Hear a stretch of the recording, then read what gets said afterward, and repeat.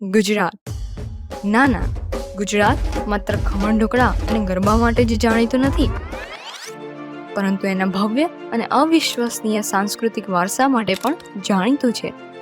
અને એટલે જ ચંપાનેરના આર્કિયોલોજીકલ પાર્ક, ધોળાવીરા અને ઓલ્ડ અમદાવાદને યુનેસ્કો વર્લ્ડ હેરિટેજ સાઇટમાં સ્થાન મળ્યું છે. પરંતુ એમાં પણ એક સ્થાન જેની ભવ્ય શિલ્પકલા અને નકશીકામ તથા અનોખા જળ પ્રબંધથી નિષ્ણાંતો પણ આશ્ચર્યમાં આવી ગયા. અને એ સ્થાન એટલે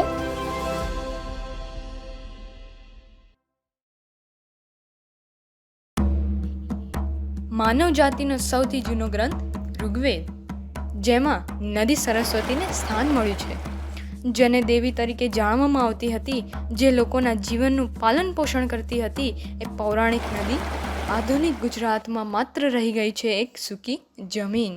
પરંતુ આ સૂકી જમીન નીચે ગુજરાતના ઇતિહાસનું એક અદ્ભુત સ્થાપત્ય કલાનું શ્રેષ્ઠ ઉદાહરણ જીવંત હતું. ટેક્ટોનિક પ્રવૃત્તિ અને ક્લાઇમેટ ચેન્જના કારણે આ વાવ અંદાજિત 700 વર્ષો સુધી જમીનની અંદર રહી. અંતે આ છુપાયેલું રત્ન ASI દ્વારા 1940થી 1950 વચ્ચે આધુનિક ગુજરાતને આપવામાં આવ્યું. શરૂઆતના ખોદકામ દરમિયાન માત્ર થોડા સ્તંભો અને કલાકૃતિઓ જ જોવા મળી, પરંતુ જેમ જેમ વધુ ખોદવામાં આવ્યું એમ એક અચંબિત કરનાર બ્રહ્માંડ મળી આવ્યું, જે 1980માં પૂર્ણ રીતે ખોદાઈ અને મળી ગુજરાતને એક અનોખી ભેટ. રાણીની વાવ ગુજરાતના પાટણમાં સ્થિત છે. પાટણની એક બીજી વસ્તુ પણ પ્રખ્યાત છે, જે છે પાટણના પટોળા. કહેવાય છે કે પાટણના પટોળાની શરૂઆત ચીનથી આયાત કરેલા પ્યોર સિલ્કથી થઈ. પાટણના પટોળા તેની વર્ષોથી ચાલી આવતી રીતના કારણે પ્રસિદ્ધ છે. હાલ પણ તેને પ્રાકૃતિક રંગો અને ડબલ ઇકટ ટેકનિકથી બનાવવામાં આવે છે, જેમાં રહેલી પેટર્નની ઝલક રાણીની વાવની ગૂંથણીયુક્ત રચનામાં પ્રતીત થાય છે. રાણીની વાવની ગૂંથણીયુક્ત રચનાઓની સાથે સાથે અનેક મૂર્તિકલાઓ તેને જીવંત બનાવે છે. વાવમાં 800થી પણ વધુ શિલ્પો છે, જેમાં દશા અવતારની ભવ્ય શિલ્પકૃતિઓ તથા અપ્સરાઓની સુંદરતા અને સામાજિક તથા દૈનિક જીવનના દ્રશ્યની કલાકૃતિઓ પ્રતીત થાય છે, જે દર્શાવે છે એ સમયના લોકોની અદ્ભુત વિચારસરણી અને અદ્ભુત કલા નિપુણતા.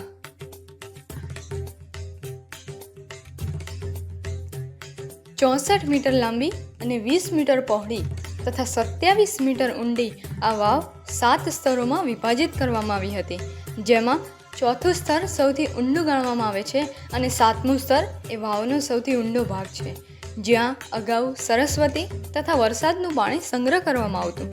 કહેવાય છે કે 7મા સ્તરમાં રાજવંશના સલામતી માટે ગુપ્ત માર્ગ પણ છે. પરંતુ જે વાવ જીવન દર્શાવે છે તે જ વાવ એક મૃત્યુના કારણે નિર્માણ પામી. 11મી સદીનું પાટણ નહીં, પરંતુ અણહિલવાડ પાટણ, જે સોલંકી વંશના રાજાઓનો વિકાસનો સમય હતો. એવામાં રાજા ભીમદેવ એક મૃત્યુ પામ્યા.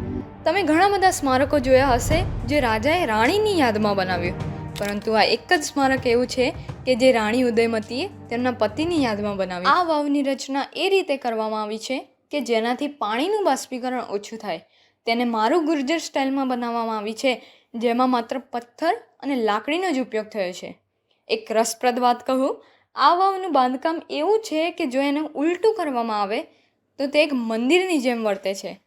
આ દર્શાવે છે કે એક વાવ એ માત્ર પાણી સંગ્રહ માટે જ ન હતી, પરંતુ એક પૂજા સ્થાન પણ હતી. એની શિલ્પકારી જ એની સુંદરતા છે, જ્યાં એક સ્ત્રી કમરનો લચકાવ કરે છે તો બીજી સ્ત્રી શૃંગારથી હોઠ સજાવે છે. ક્યારેક ભૂમિગત થયેલી આ વાવ આજે પણ વાસ્તુશાસ્ત્રીઓ અને ઇતિહાસવાદીઓને પ્રેરણા આપી રહી છે.